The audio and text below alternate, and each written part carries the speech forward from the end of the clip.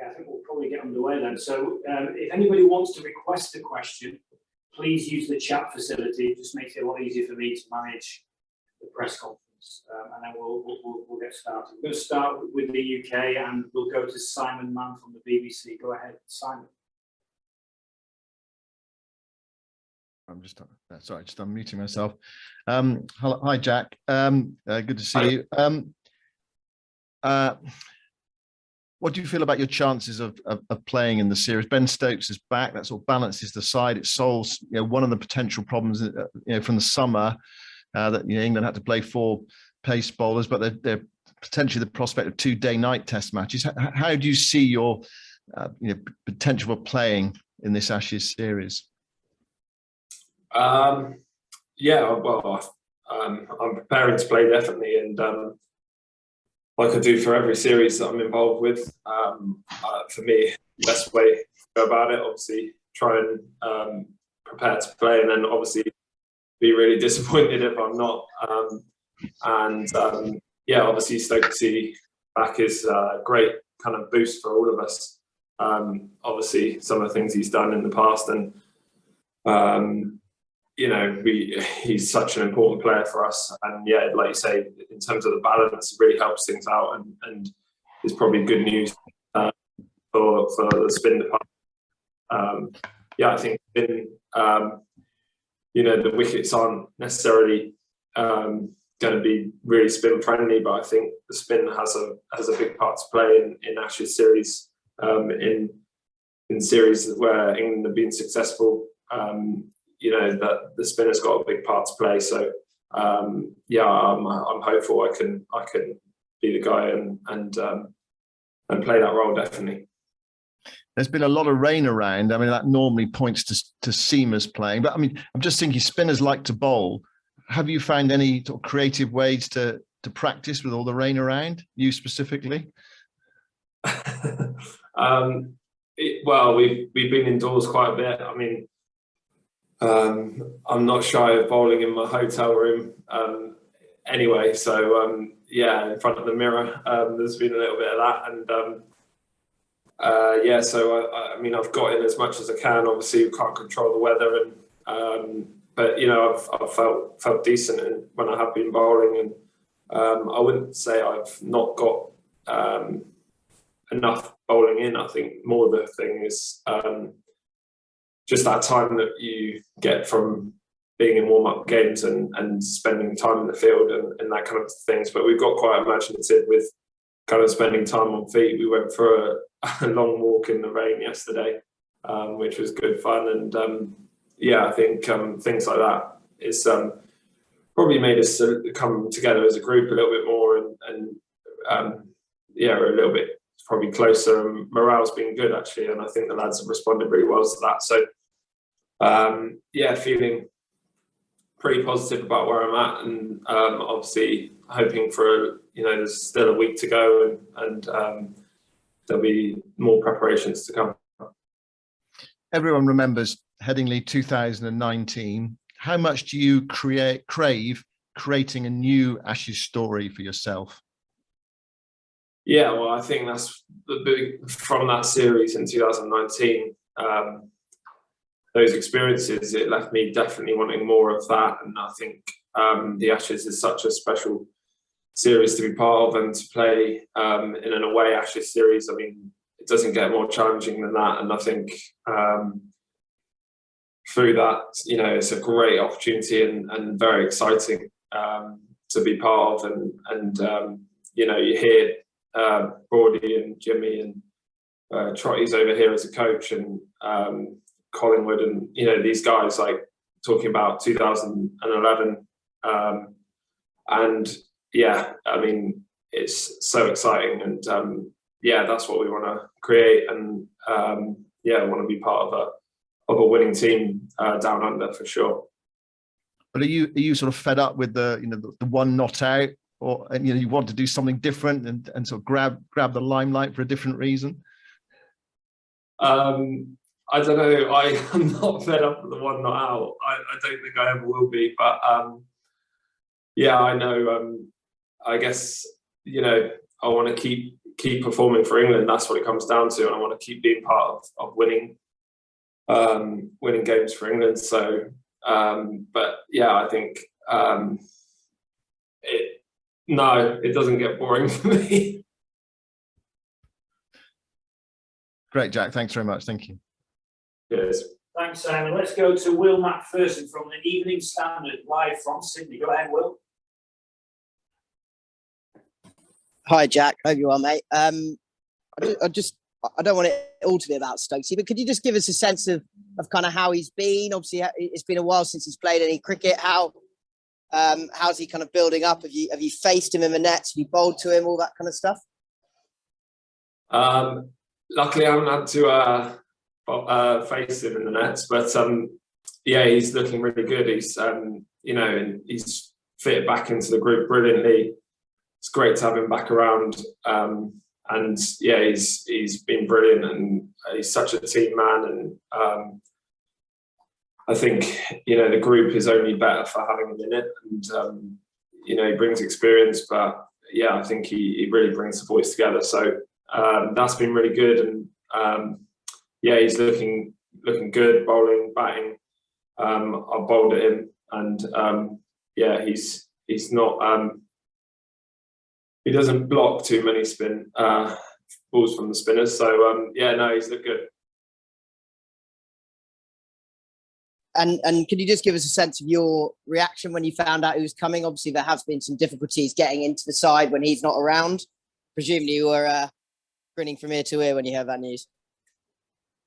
Yeah, definitely. I guess from the summer, the feedback was that Stokesy not being in the side or having that, all-round option in the top order kind of made things difficult for me to get in the side. So I think having him back is great. Also having Woksy back, because Woksy wasn't around for much of the summer. So I think that's a real good thing as well. So both of them back is hopefully positive for being able to fit a spinner in for sure. And could you just give us a sense of how, you're talking about Simon a little bit there, but how you have been kind of keeping morale high? Not much has been kind of going your way with all this rain and various other issues surrounding the game. Has a little bit of a siege mentality kicked in a little bit? And is there other leaders kind of really rallying you guys? Yeah, that's exactly it. I think, yeah, we've had I guess you can't control the weather, can you? So I think we've been focusing really much on what we can control, and the other things kind of letting them go, and I think some really positive stuff can come of that. When you get perfect preparation and everything's laid on for you, sometimes maybe you can kind of miss a few things or kind of maybe, yeah, I guess I felt like I mentally had to be a lot stronger through this kind of preparation with not the perfect, what would be seen as perfect preparation. It's actually finding ways of getting exactly what you need and disregarding everything else that you don't. So I think there's been some real positives come out of it for me and hopefully the other lads, and I think we're in a good place.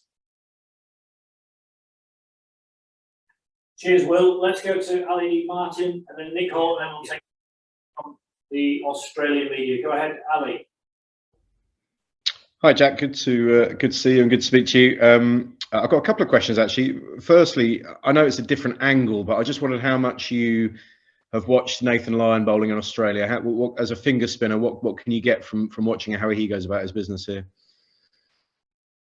Yeah, definitely. I think for years I've watched Nathan Lyon, and he's very impressive how he goes about his business. Just how strong his stock ball is, and on wickets that don't necessarily offer a lot spin wise. I think he's found ways to extract bounce and dip and all the other things. So a lot of overspin from him, and I think those are the kind of things that I've been trying to add in, but still sticking to my strengths as well. So You know, you take little bits from everyone you play against. When I was in India, you know, I'm looking at Axar Patel and Ashwin and seeing what I can take from them. So you're always doing that. But I think, you know, it's important not to get too caught up in that, and also just stick to your strengths as well, and know that you're kind of playing at this level for a reason. And so it's a mixture of the two, definitely. But yeah, obviously watched a lot of Lyon bowl, and really love the way he does it, and yeah, definitely taking things from him. Cool. And the other question I had was about your time playing in Western Australia in grade cricket about 6 years ago. Just wondering what you kind of learned during that time. I don't know, any funny stories that happened while you were playing for them? What was it like being the palm in a sort of tough school like that? Yeah, well, I played for Wanneroo in Perth, and then I think 9 years ago I played out here in Brisbane for Valley Cricket Club, and so yeah, I've had a bit of experience playing club cricket in Australia, and they were great experiences. And yeah, club cricket over here played to an extremely competitive level, and you know, I think I know what to expect in terms of how the crowd might be, in terms of how nice they are to Poms.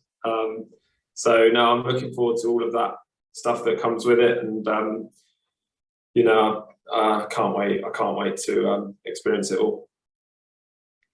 Cracking. Cheers. Go up.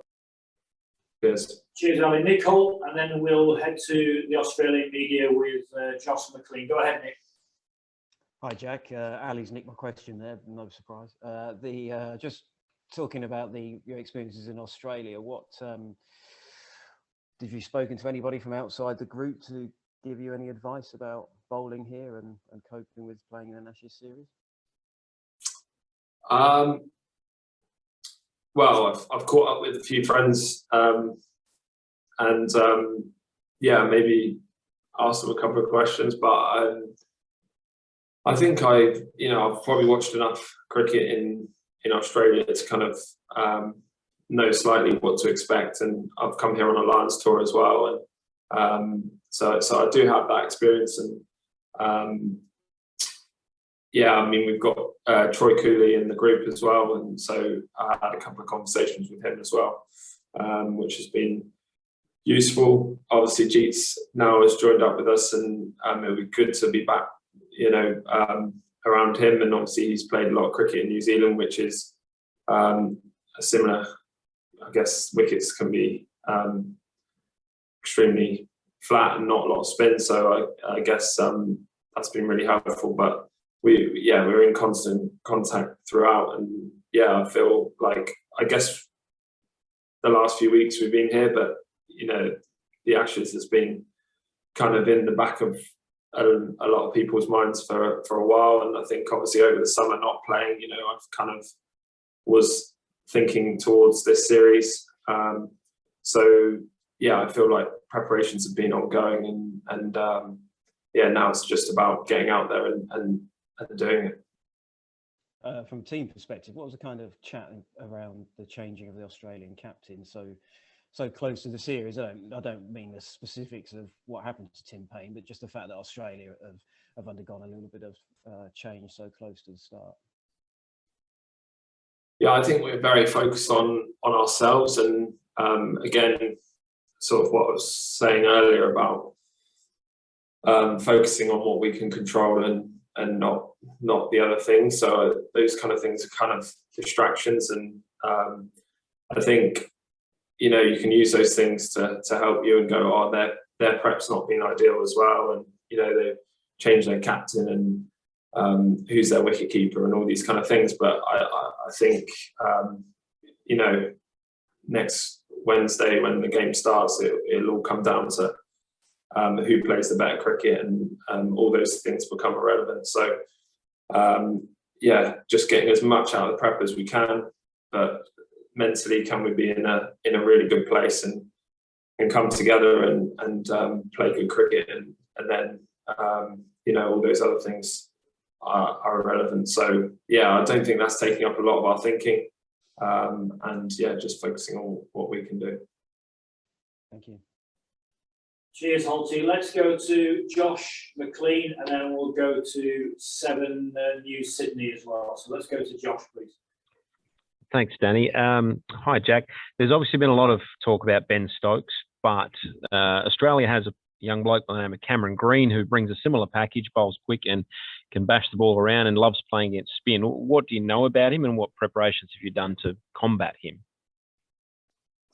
Well, to be honest, like the analyst stuff, you know, that's going to happen closer to the test match.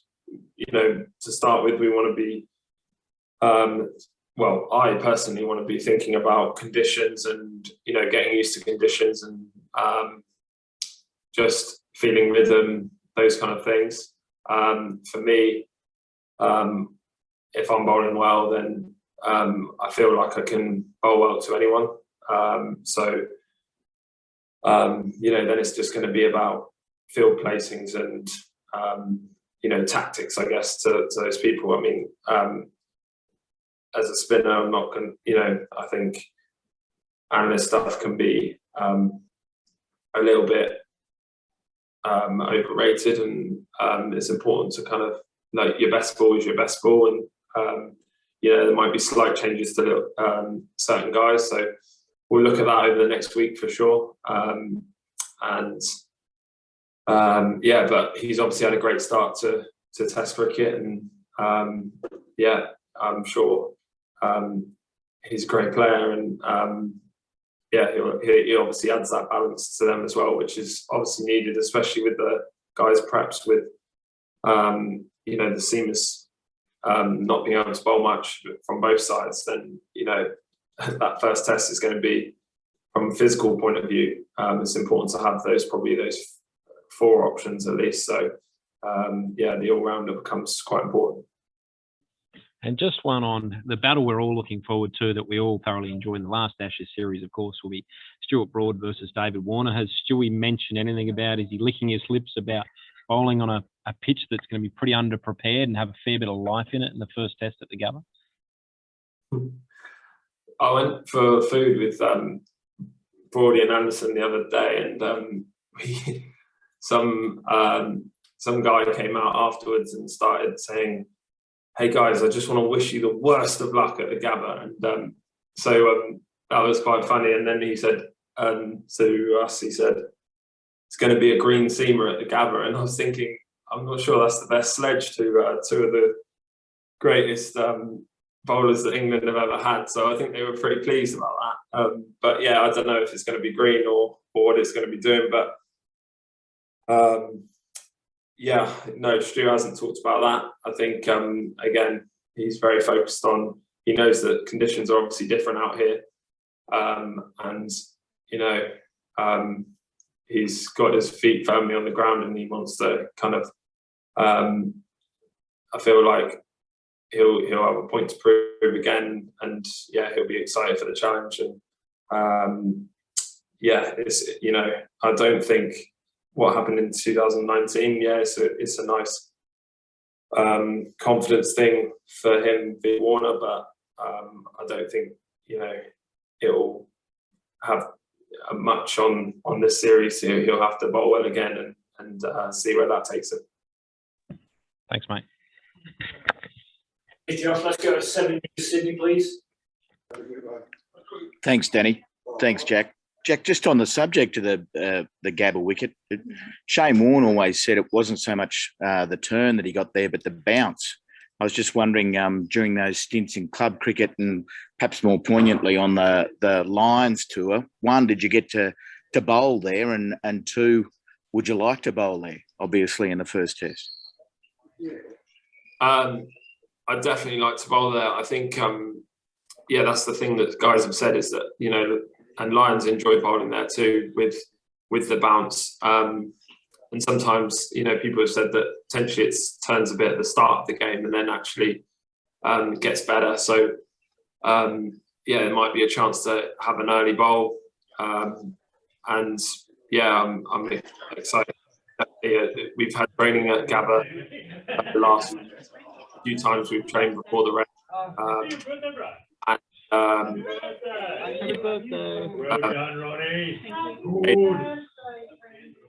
Have a feel for it. The nets were I don't know how similar they were to the middle, but yeah, just nice to be around the Gabba and feel those things. But yeah, looking forward to bowling there if selected. And having felt that competitive edge in club cricket out here and been made aware of what crowds will do, if your own fans can turn up at Headingley in skull caps and spectacles, what do you think the Aussie fans are going to do to you? Well, I've heard that they're really the Aussie fans are really nice. So yeah, it should be good. But I think it's all part of it, and yeah, I look forward to all of those things. And yeah, excited to see what it's like first person, because I've heard great things. Thanks, Jack. Cheers. Thank you. We'll take two more, Dan Bretting, and then we'll finish with Mel Farrell. Go ahead, Dan. G'day, Jack. Just one question about, you're talking about playing to your strengths. A couple of left-arm spinners that have done that in Australia in the past in sort of winning teams were Paul Harris and Keshab Maharaj for South Africa. Have you also sort of had a little bit of a look at spin bowlers from other countries that have succeeded in Australia, and I suppose the role that they've played within a collective bowling attack? Definitely. Yeah, we've definitely talked about that, and it's a great point, and maybe that's more kind of useful as well, as like to look at that rather than, well, probably to look at that and to look at Nathan Lyon and then work out where you fit into that, and what you can take and from a Nathan Lyon who's successful over here, but he's obviously grown up bowling in these conditions. People that haven't but have still had success. You know, South Africa, there are wickets that spin, but there are also wickets that are fairly flat. So kind of probably do similar things to what Nathan Lyon do, but I'd say yeah, definitely looking at those left armers that have had success is a good thing, because off spin obviously totally different. You know, finger spinner, but different parts of the pitch, bowling to right and left handers. So yeah, it's taking a kind of trying to look at as much information as possible, and then taking what helps you and fitting it into what you do. And I think that's been really important. Thanks, Jack. Cheers. And last one, Mel. Go ahead, Mel. Thanks, Danny. Hey, Jack, just sort of related to that, and I know there's the left arm, right arm factor in there, but it's been a pretty difficult place for finger spinners in Australia traditionally, for those who visit. You spoke about India last summer and some of the bowlers there. I just wondered what it was that you thought that they did particularly well to Australia.